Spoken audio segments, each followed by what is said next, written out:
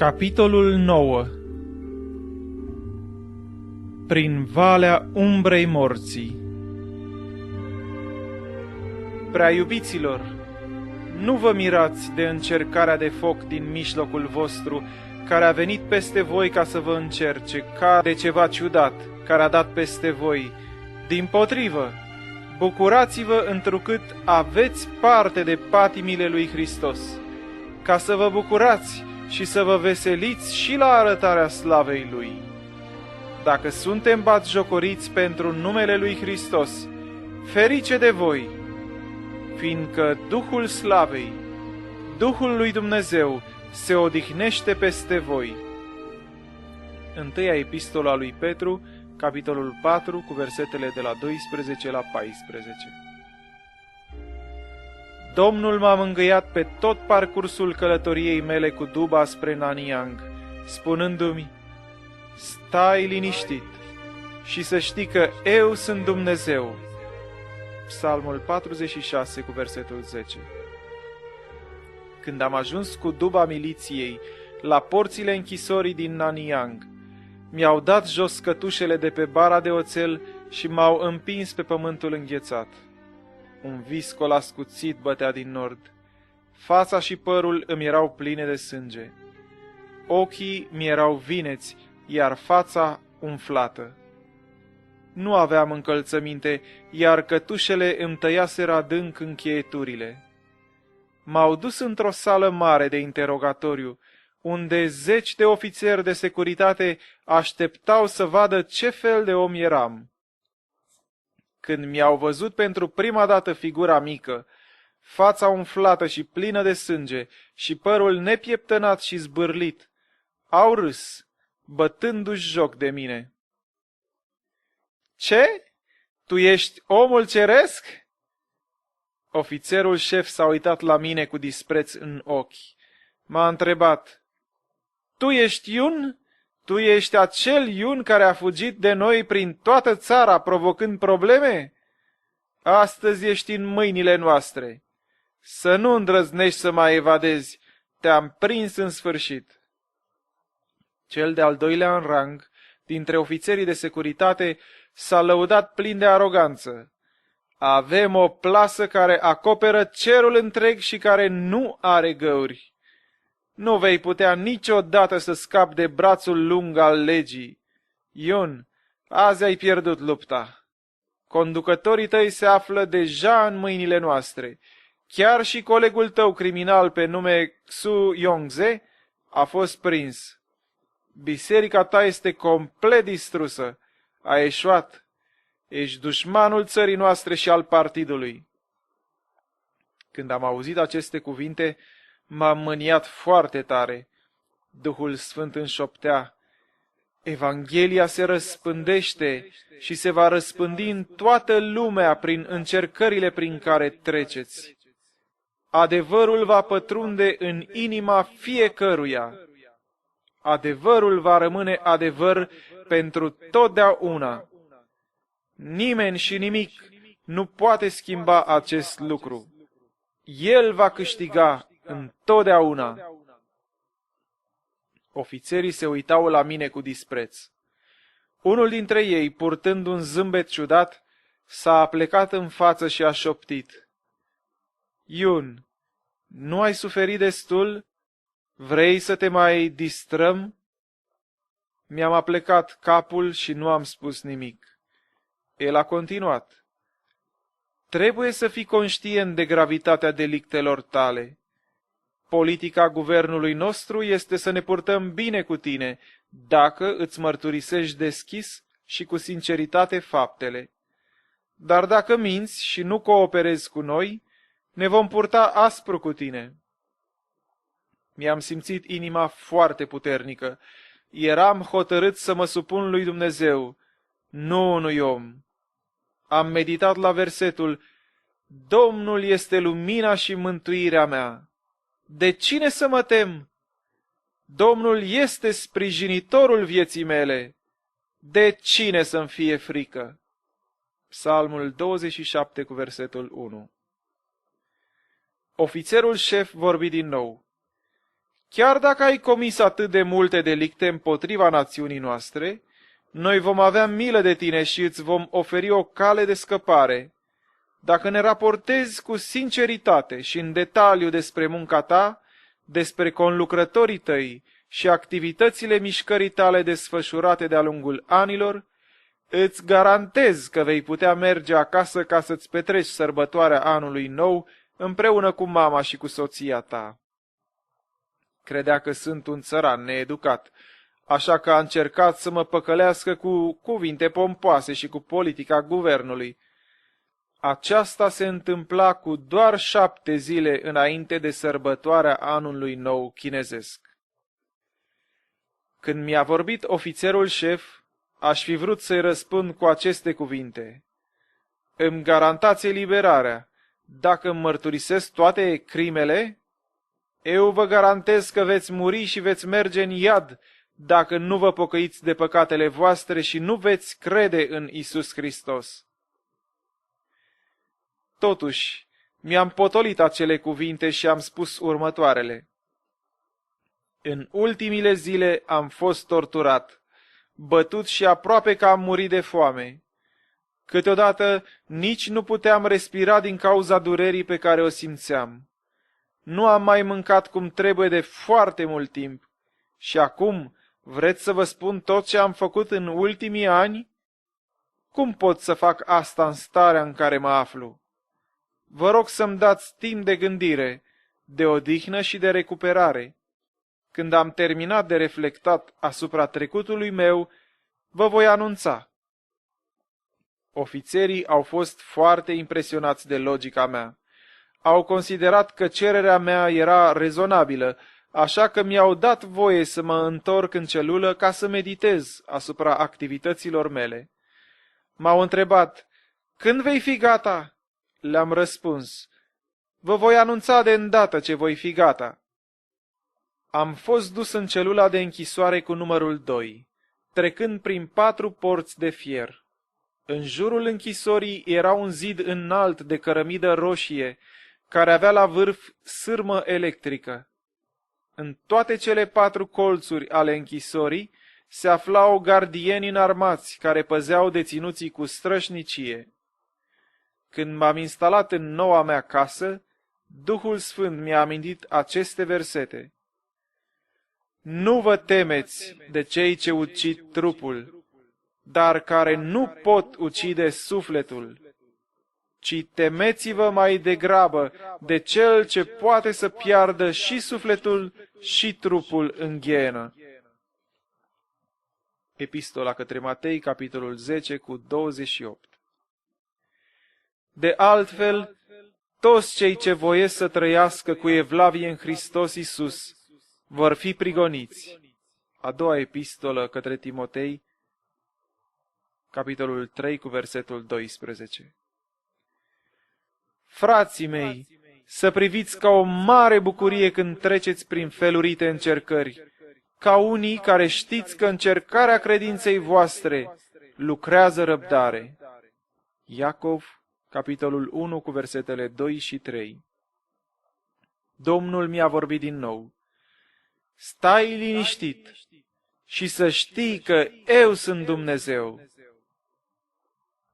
Am început să înțeleg că prezența lui Dumnezeu era refugiul meu. Știam că va trebui să fac față unui uriaș cuptor aprins. Nu doream cu niciun chip să fiu ca Iuda și să mă întorc împotriva fraților mei și a surorilor mele. Mai degrabă aș fi fost jupuit de viu decât să deau în vileag numele conlucrătorilor mei dragi. Am decis să mă bazez pe cuvântul lui Dumnezeu, să postesc și să mă rog pentru a putea înfrunta norii de furtună care se adunaseră la orizont. Trebuia să urmez exemplul lui Isus, care a postit în deșert pentru a putea trece peste ispitele diavolului. Cine ne va despărți pe noi de dragostea lui Hristos? Necazul sau strâmtorarea? Sau prigonirea? Sau foametea? Sau lipsa de îmbrăcăminte?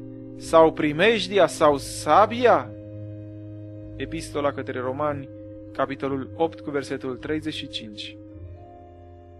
În prima zi, în închisoarea din Nanyang, mi-am dat seama că Dumnezeu dorea să mă rog și să postesc pentru răspândirea Evangheliei, pentru ca mii de suflete să fie mântuite și pentru ca bisericile de casă din China să fie biruitoare. Am început să postesc în celula mea în seara zilei de 25 ianuarie 1984. Foamea m-a atacat imediat. Veneau tot mai multe ispite. Eram înfometat atât de tare, încât de-abia mai puteam suporta. Hotărârea mea avea să fie testată curând. În noaptea aceea, șeful gardienilor a vrut să-și manifeste mila față de noi cu ocazia sărbătoririi anului nou chinezesc care urma. Așa că a dat voie deținuților să primească mâncare mai bună decât cea obișnuită, care era foarte râncetă. Fiecare bărbat a primit un mantou cu supă de porc și o bucată de țelină. Pentru deținuții morți de foame, această mâncare reprezenta un adevărat ospăț. Mirosul mâncării plutea pe coridoare înainte să o putem vedea. Când a ajuns, deținuții au înfulecat-o ca niște lupi flămânzi și și-au lins literalmente bolurile. Diavolul a venit la mine cu argumente. Exista doar o singură dată pe an sărbătorirea anului nou. Ar trebui să mănânci puțină mâncare bună acum, când ai ocazia. Aproape că am cedat tentației. Mâncasem foarte puțin din ziua în care fusesem prins în nord-estul provinciei Henan și pierdusem în greutate. Eram înfometat, plin de vânătăi și slăbit. M-am hotărât să mănânc, dar imediat mi-a venit în minte un verset. Supuneți-vă dar lui Dumnezeu, împotriviți-vă diavolului și el va fugi de la voi.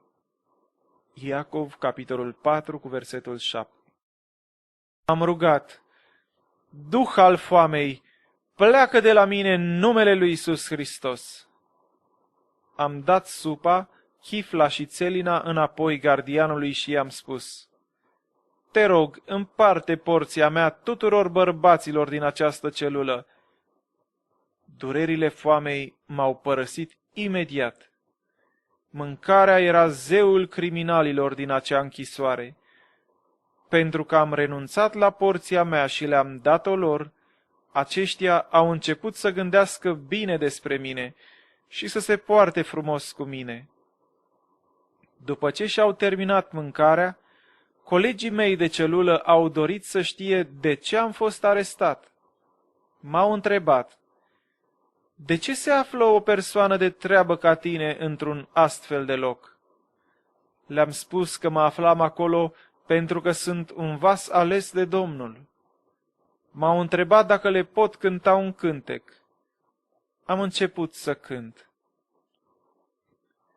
Vântul bate din nord, dar va veni și briza de sud.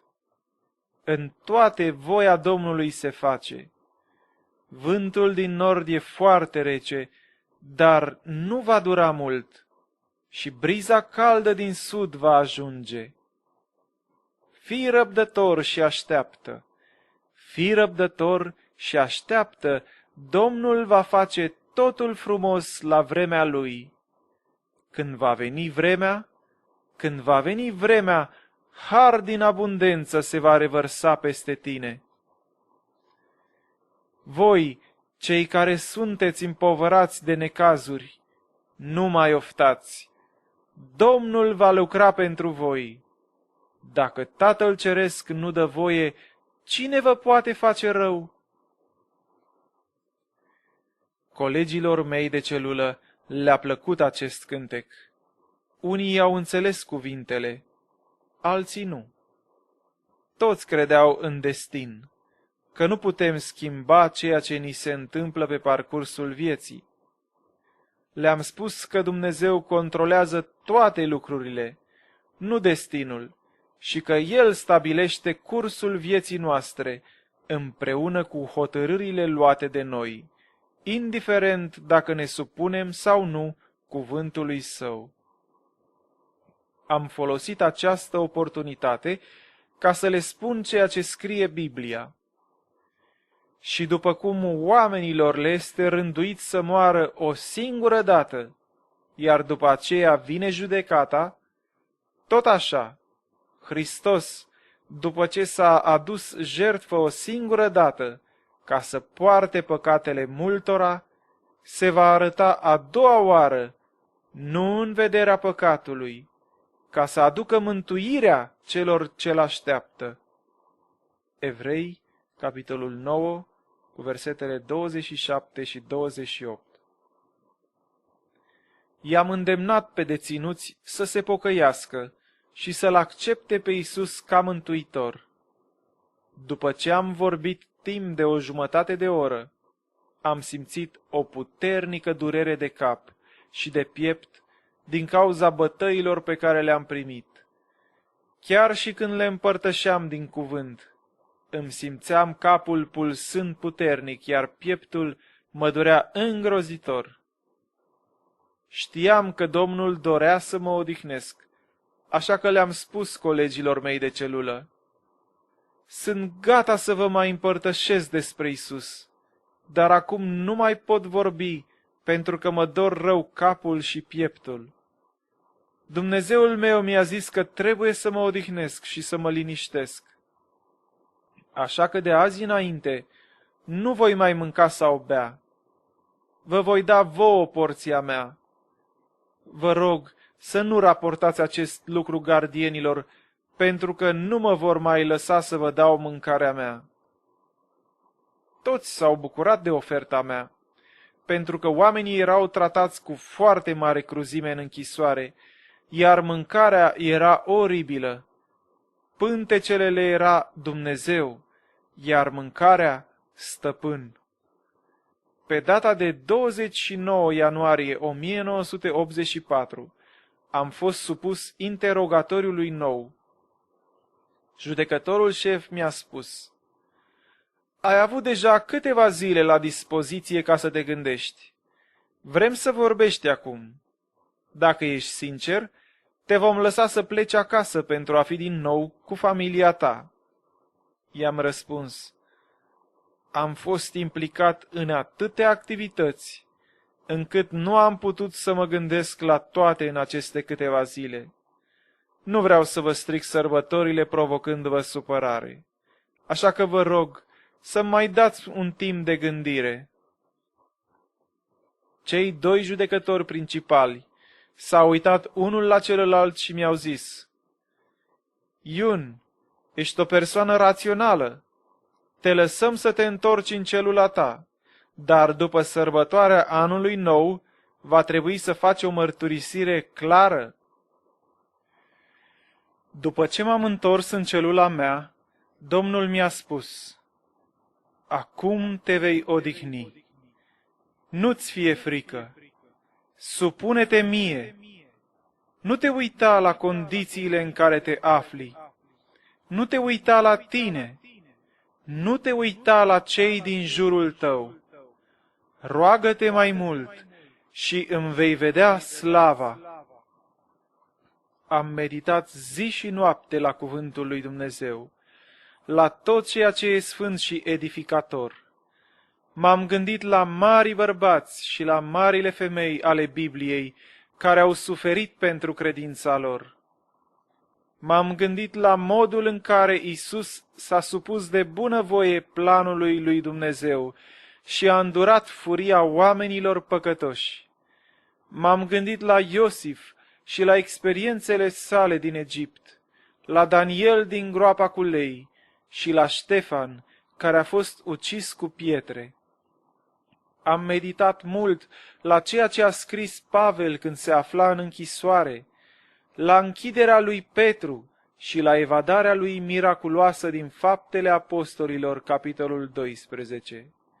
Erau ca niște nori de martori, umplându-mi gândurile. Exemplul lor mi-a alungat toate temerile și poverile.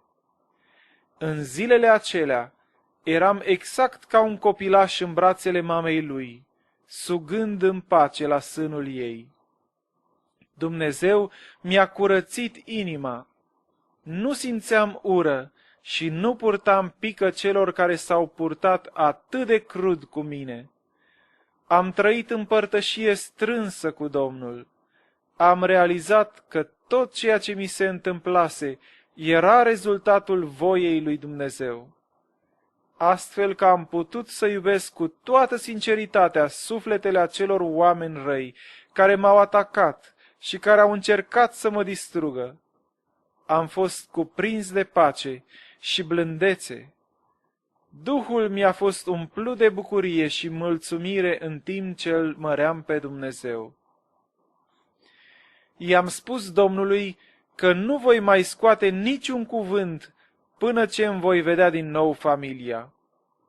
Nu doream să vorbesc, pentru că Domnul îmi spusese să mă odihnesc și să mă încred doar în El. Zi după zi, săptămână după săptămână nu am băut și nu am mâncat nimic. Domnul însuși a fost sursa mea de hrană. Știu că din punct de vedere medical nu e posibil să trăiești fără apă mai mult de câteva zile, dar ce este cu neputință la oameni, este cu putință la Dumnezeu. Luca, capitolul 18, cu versetul 27.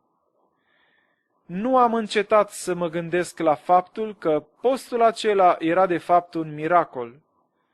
Nu crezusem niciodată că va dura atât de mult. Tot ceea ce știam era că Dumnezeu îmi spusese să mă odihnesc și să meditez asupra Lui. La aceasta m-am concentrat pe tot parcursul postului. După câteva zile, nu m-am mai gândit deloc la mâncare sau apă. Zi de zi, Duhul îmi era într-o comuniune tot mai strânsă cu Isus. Starea proprie de păcat se diminua tot mai mult, în timp ce prezența și lumina lui Dumnezeu erau tot mai mari în Duhul meu. Am învățat adevărul literal din învățătura lui Isus. Omul nu trăiește numai cu pâine, ci cu orice cuvânt care iese din gura lui Dumnezeu. Matei, capitolul 4, cu versetul 4. Dumnezeu m-a învățat să postesc spre gloria Lui. Nu a fost doar ideea mea și nici ceva ce omul putea să planifice. Am putut să postesc fără nicio fărâmitură de pâine sau strop de apă, doar pentru că Dumnezeu a vrut asta. Am întreprins acest lucru la porunca Lui, nu ca jertfă în încercarea de a-i fi pe plac. Ascultarea face mai mult decât jertfele. 1 Samuel, capitolul 15, versetul 22. Timpul s-a scurs repede. Pe data de 11 februarie am fost interogat din nou. Am devenit atât de slab, încât a trebuit să fiu purtat în camera de interogatoriu de un coleg. Ochii mi erau închiși și zăceam pe podea nemișcat. Ofițerii mi-au pus câteva întrebări, dar eu nu am putut să-mi deschid gura. Au crezut că mă prefac, așa că au început să mă lovească cu un bici din piele. Deținutul care mă adusese a sărit în picioare și a început să protesteze. Din ziua în care Iun a intrat în închisoare, a avut dureri mari de cap și de piept. Nu a mâncat și nu a băut nimic de mai mult de 10 zile. Ofițerii nu au putut face nimic decât să ordone să fiu purtat înapoi în celulă. Toți ceilalți deținuți din celulă au fost martori acestor evenimente. Ei vedeau că nu mănânc și nu beau nimic. Majoritatea timpului zăceam în colțul celulei și nu ziceam nimic. Mâinile îmi erau mai tot timpul încătușate. Deținuții începuseră să se întrebe cum puteam să trăiesc fără să mănânc și să beau. În timp ce zilele și săptămânile treceau, colegii mei începeau să se întrebe: pentru ce trăiește omul acesta? Trupul îmi era din ce în ce mai mic și mai slab, dar Duhul din ce în ce mai mare și mai puternic. Din 25 ianuarie până în 2 martie 1984, nu am mâncat și nu am băut nimic. În seara celei de-a 38-a zi, diavolul m-a ispitit. Ion, Iisus a postit 40 de zile. Cum poți tu, ca slujitor, să faci mai mult decât stăpânul tău? Vei posti mai mult ca Iisus? Vei încerca să-l depășești pe stăpânul tău? Deodată nori negri mi-au umplut inima. Nu mai experimentasem niciodată o disperare atât de mare. Purtam o luptă spirituală intensă.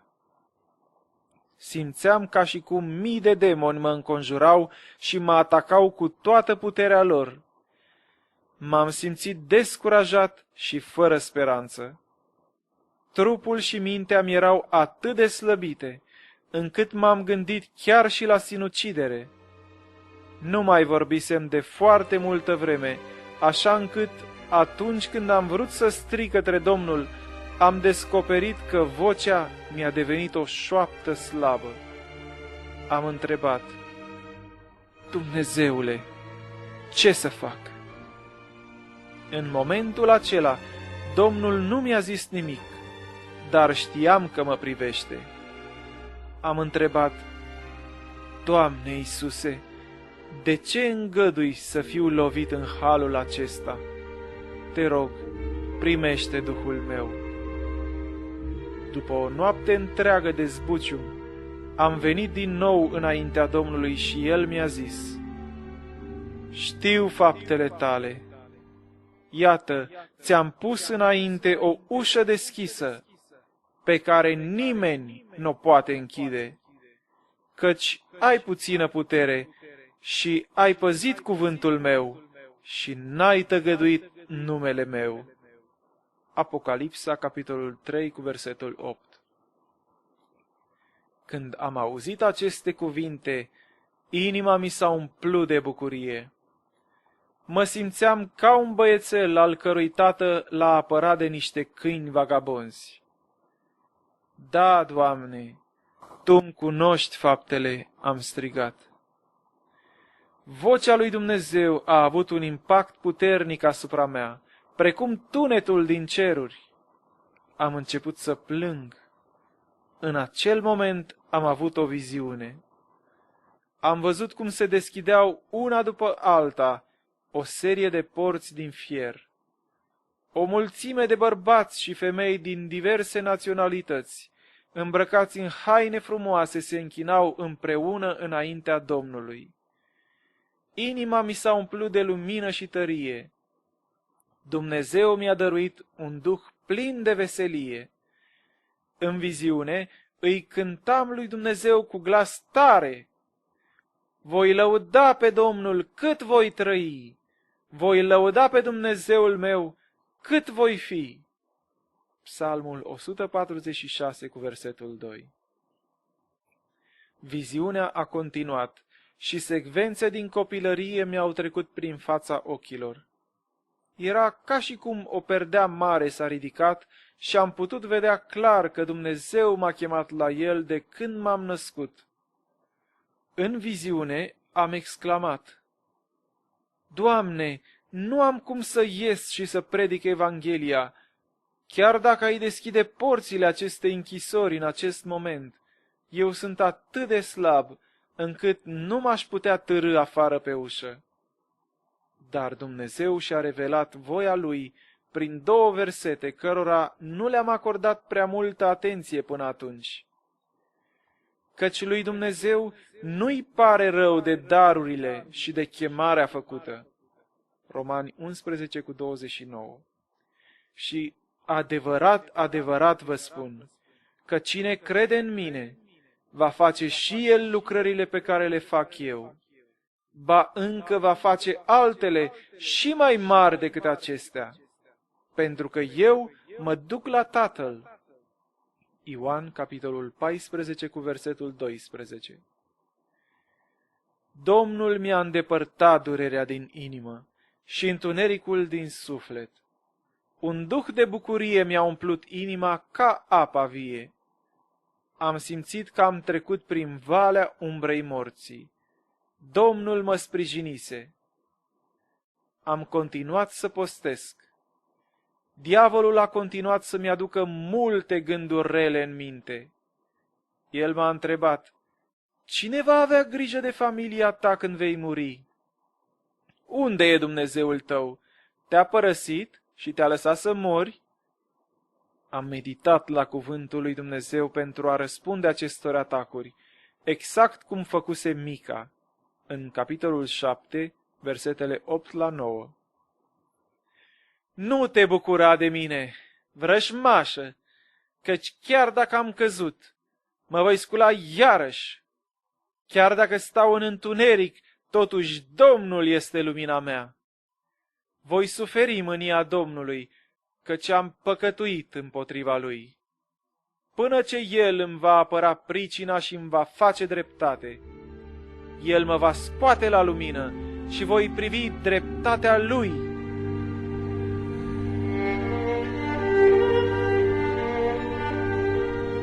După ce a fost arestat soțul meu, zi de zi am primit ajutor din partea multor frați și surori. Purtam povara și durerea soțului meu, care se afla în închisoare, fiind totodată însărcinată, dar credincioșii mi-au ușurat greutatea sarcinii și aceasta nu a mai reprezentat o experiență atât de îngrozitoare pentru mine. Necredincioșii din satul meu au încercat în permanență să mă descurajeze, dar eu nu le-am acordat atenție. Yun a fost adus din Wuyang înapoi în Nanyang într-o dubă. A fost torturat la secția locală de miliție timp de 8 luni.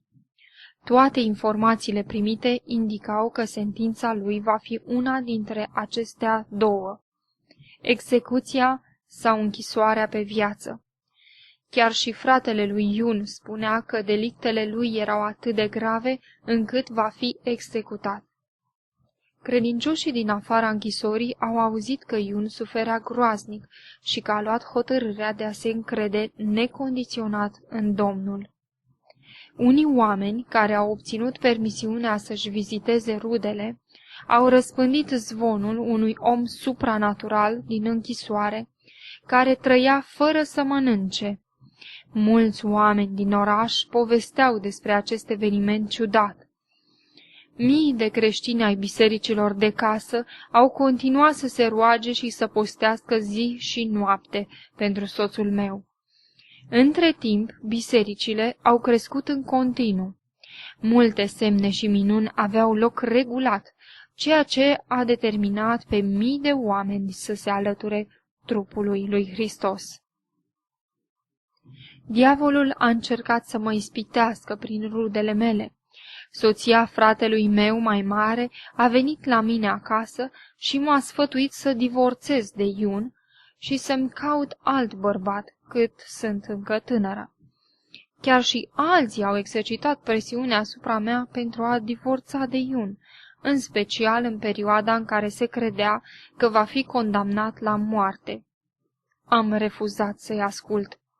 Mulți predicatori chinezi au fost părăsiți de soțiile lor în perioada în care se aflau în închisoare.